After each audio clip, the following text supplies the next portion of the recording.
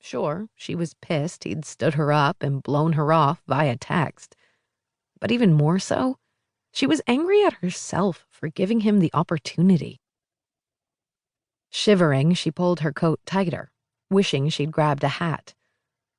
The sad truth was, she had terrible taste in men. Clearly, her instincts were broken. Because if there was a creep within an 8-block radius, she'd probably dated him. Sure, there were lots of eligible males in New York, but that didn't make them men. It just made them horny. She'd been riding the loser train as long as she could remember, and she still wouldn't know a decent man if she tripped over him and landed on his disco stick. Fucking Cinderella. This was all her fault. Teaching little girls they should sit around and wait for Prince Charming to sweep them off their glass-slippered feet. Probably where she got her shoe fetish, too. Well, she'd kissed her fair share of frogs, and there hadn't been a single prince in the bunch. Athletes, stockbrokers, starving artists. As far as she could tell, they were all cut from the same self-centered cloth. Correction. Athletes were the worst of the lot.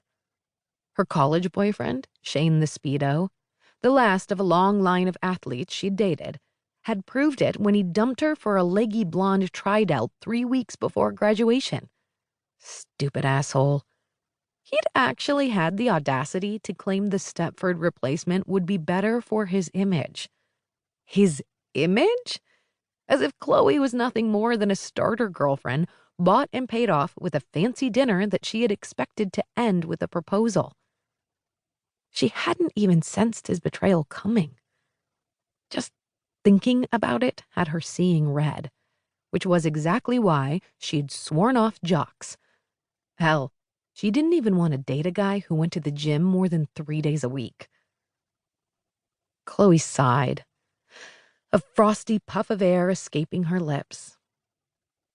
Perhaps it was time to focus some of that wasted energy on more productive endeavors. Like her career.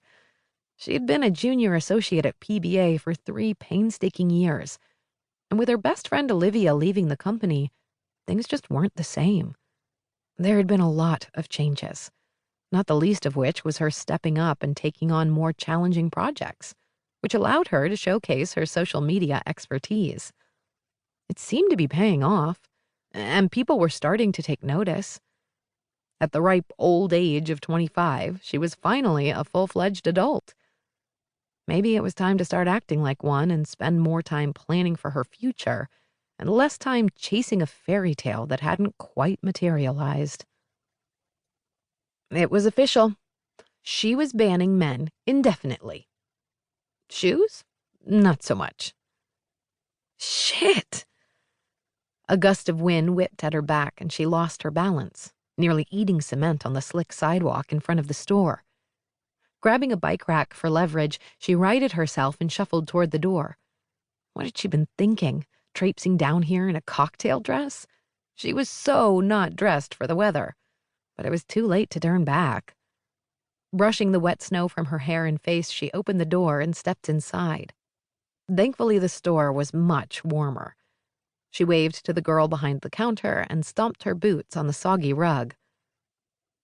Bypassing the shopping baskets, she headed straight to the freezers and grabbed a pint of dark chocolate toasted coconut ice cream. If that didn't take the sting off her craptastic evening, a stiff drink would surely do the trick. She made a beeline for the lime juice, only to be met with an empty shelf. Damn. Disappointment washed over her. Mixers were the devil. But she grabbed a bottle of the greenish-yellow belly wash anyway. Silently, she prayed the store had fresh limes. She wasn't above squeezing them herself, but the produce selection usually left something to be desired. Slipping between a rack of potato chips and a display of cereal, she took a shortcut into the next aisle, which held a couple of small coolers and a limited selection of fresh fruits and vegetables.